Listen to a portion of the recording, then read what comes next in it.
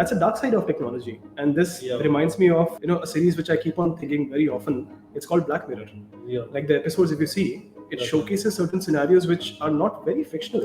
I mean, like it can really be a probable case in the few years to come, or even in current scenario. I think it calls for us, as much as we're moving in a very technologically first space, where we're seeing the likes of Tesla, where we're seeing the likes of ONDC, where we're seeing the likes of headsets, AR and VR.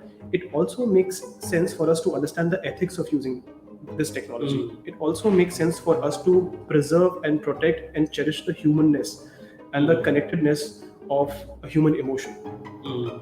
Because this particular technology is being made or being fabricated with a sense of intelligence. It can read human emotions, and all of us know through the prompts or through the responses of ChatGPT. There's so many articles written out there where people are afraid, or people are skeptical that these responses are very effective or human responses. If a code or if an algorithm is giving me such close responses, tomorrow imagine if it's implemented in a robot, or if it's implemented in a machine. Could that be an outcome of, let's say, what was shown in a movie like iRobot, or what was shown in a movie like Matrix?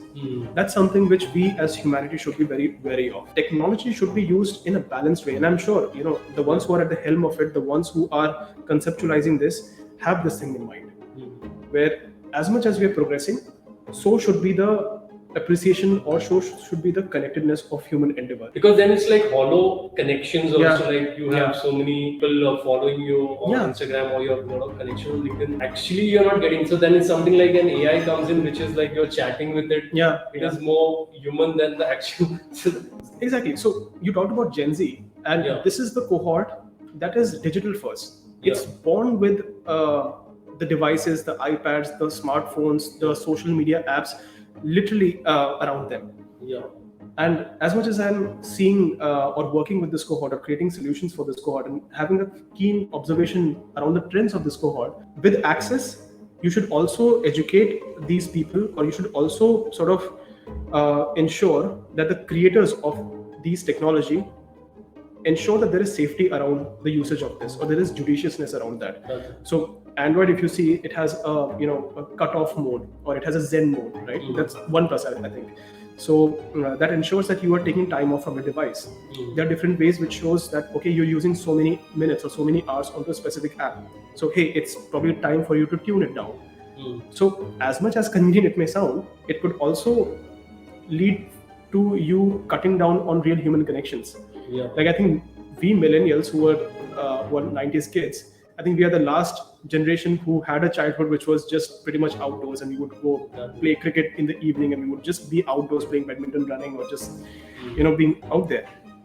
In today's generation, people would probably play Fortnite on their iPads or on their PS5, and would probably let go of a physical exercise. I think that's a little drawback of that. That's where the policy. I've actually observed this, like when you have like in a colony or playground. And I remember a time when I was say 5 o'clock, you were playing till 7 or 7:30, and now the playgrounds are empty. I've seen those things. So like, what are they doing? Where they're like home video games and all with their friends and all. So that's a hint to a trend which is not very welcoming. I mean, like technology is welcome, but the focus on the real life connection, or the real life activity shouldn't be lowered.